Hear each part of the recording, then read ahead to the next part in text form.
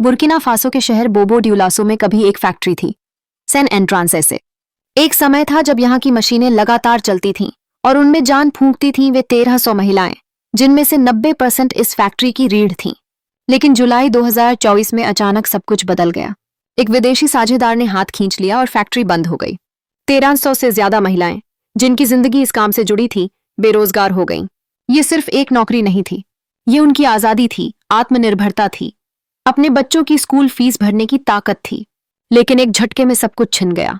पर किस्मत को पलटने में एक इंसान ही काफी होता है, और वो इंसान था कैप्टन इब्राहिम त्रावरे। 33 मई 2025 को त्रावरे खुद उस बंद फैक्ट्री में पहुंचे। ना कोई तामझाम, न प्रेस, बस संकल्प की आग लिए। महिलाओं ने तालियों से नहीं, दिल से उनका स्वागत किया। उन्हें पता था ये कोई दिखावे वाला नेता नहीं है, ये वो शख्स है जो उनका दर्द समझता है। कैप्टन त्रावरे ने वादे नहीं किए, उन्होंने काम किया। Burkinabe fund for economic and social development FBDES के जरिए सरकार ने इस कंपनी में 20% की हिस्सेदारी ली और फैक्ट्री दोबारा शुरू हो गई। मशीनों की आवाज लौट आई, लेकिन इस बार वो सिर्फ उत्पादन नहीं कर रही थी, वो उम्मीदें, आत्मसम्मान और जिंदगी लौटा रही थी। ये सिर्फ एक फैक्ट्री की बहाली नहीं थी, ये महिलाओं की जीत थी। त्रावरे ने इन महिलाओं को देखा और कहा, तुम ही क्रांति हो। और उन्होंने उस विश्वास को महसूस किया। जहां दुनिया में महिलाएं सबसे अंत में देखी जाती हैं, त्रावरे ने उन्हें सबसे पहले खड़ा किया। ये कोई दान नहीं था, ये न्याय था, ये आत्मनिर्भरता की मिसाल थी। जहां एक अफ्रीकी देश अपने संसाधनों से अपने लोगों को ऊपर उठा रहा था, आज ये महिलाएं उसी फैक्ट्री में लौटती हैं।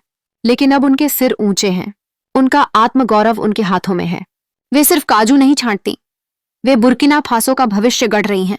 यही असली पैन अफ्रीकनिज्म है, अपने लोगों की सेवा करना, उनके साथ खड़ा होना। त्रावरे ने दिखा दिया कि नेतृत्व क्या होता है। वो जो भाषण नहीं बल्कि काम करता है। वो जो विदेशी मदद नहीं मांगता बल्कि अपने देश को अपने पैरों पर खड़ा करता है। वो जो चमकते कॉन्फ्रेंस हॉल्स में नहीं बल्कि धूल से सनी फैक्ट्रियों में उतरता है।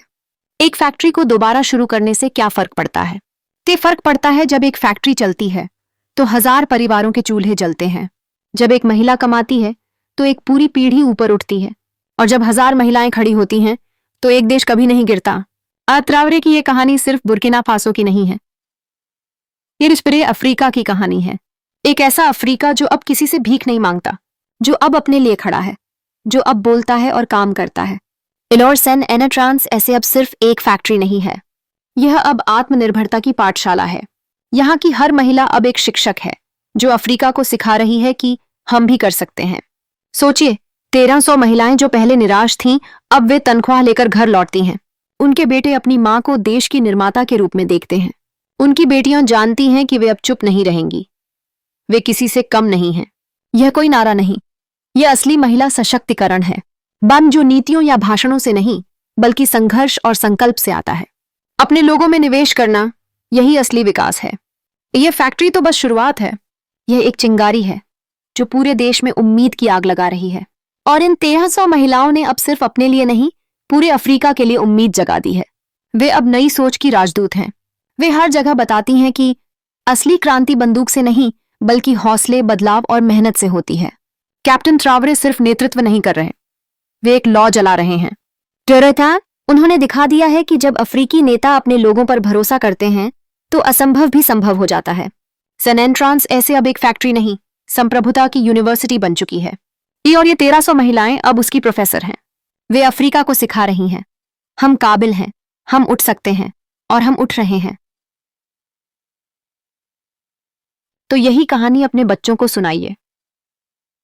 जब सब अंधेरा था, एक आदमी आया और रोशनी ले आया, और उस रोशनी में 1000 महिलाएं खड़ी हुईं, और उन्होंने इतिहास में अपनी जगह बनाई। क्रांति की गूंज बोबो से बामा, अकरा से अदीस तक गूंज रही है। अफ्रीका अब रुक नहीं रहा, अफ्रीका अब हार नहीं रहा, अफ्रीका अब काम कर रहा है, अफ्रीका अब जीत रहा है। एक काजू के साथ और एक ऐसे राष्ट्रपति के साथ जिसने हार नहीं मानी। नया बुर्किना फासो अब इंतजार नहीं करता, वो निर्माण करता है। वो अब नहीं रोता, वो उत्पादन करता है। स्पाइस अफ्रीका जैसे प्लेटफॉर्म इस सच्चाई को लोगों तक पहुंचा रहे हैं और कह रहे हैं कि हाँ, अफ्रीका जाग गया है। और जब हर शाम सूरज डूबता है बोबो ड्यूलासो में, सेन एंट्रांस ऐसे की दीवारों से जो आवाज आती है वो सिर्फ मशीनों की नहीं होती, वो उम्मीद की होती है। उन औरतों की होती है जो कभी चुप थीं, अब अपने काम से गा रही हैं, क्योंकि अब उन्हें मालूम है ये सिर्फ नौकरी नहीं है, ये क्रांति है।